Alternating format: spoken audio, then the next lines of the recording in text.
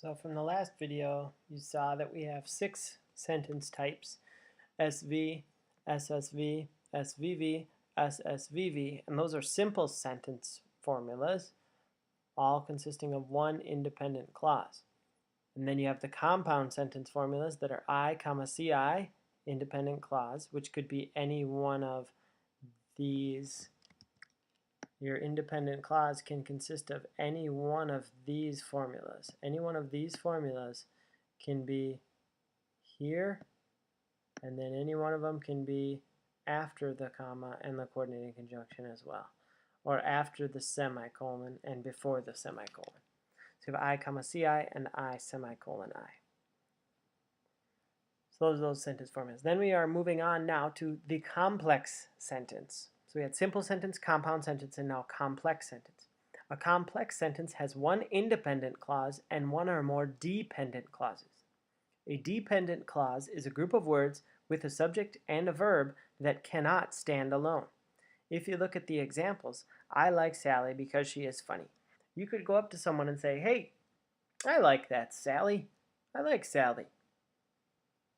And it would make sense. But you couldn't go up to someone and say, "Because she's funny," and then just walk away. They would look at you like you are kind of insane.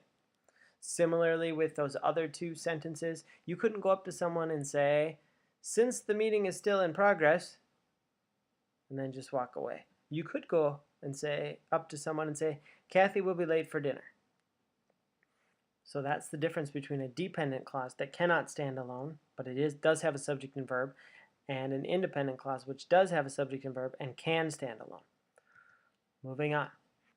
Subordinating conjunctions are things that are in complex sentences. Subordinating conjunctions are words that show the relationship of the dependent clause to the independent clause. Subordinating. Everybody say it with me. 1, 2, 3, go.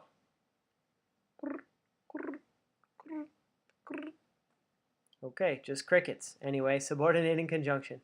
Some words that can be used as subordinating conjunctions are, and there's a big long list of them. So you'll always have it because it's on this video. You can write them down. You can take notes. It's important to take notes, and I would take notes on these videos because they're very short and there's a lot of information in them. But those are examples of subordinating conjunctions. Let's look at the next slide. There's two different ways to sequence complex sentences. You can have the dependent clause first, and if you have the dependent clause first, then you have to have a comma. When I get to Phoenix, comma, you will be sleeping. You couldn't go up to someone and say, "When I get to Phoenix." The part that has the subordinating conjunction in it, you cannot have by itself. It cannot stand alone. You will be sleeping. Hey, you will be sleeping. That can stand alone. But the part that has the subordinating conjunction in it and the subject and verb cannot stand alone. When you start a sentence with a subordinating conjunction, you need to have a comma. When I get to Phoenix, get. Who or what gets to Phoenix? I do. Subject verb. You will be sleeping. Will be sleeping.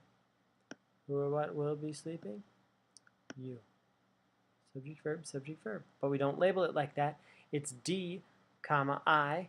And then down here, if the independent clause is first, see I, independent clause, D, dependent clause, you will be sleeping when I get to Phoenix. Notice you do not need the comma right here when the independent clause comes first. You still have an independent clause and a dependent clause, but you do not need the comma. And there are some more examples there for you to see. Subordinating conjunction in this one, after, and you'll notice the after is up here on this one. Until is the subordinating conjunction here, starting off the dependent clause. And down here, it's starting off the dependent clause, which comes second in the sentence. Two different ways to write the same sentence. Slightly different meaning, but not lots different. So that's how you sequence complex sentences. So now, after all is said and done, we have the simple sentence formulas up here. And there are 4 of them, right? You could technically have S,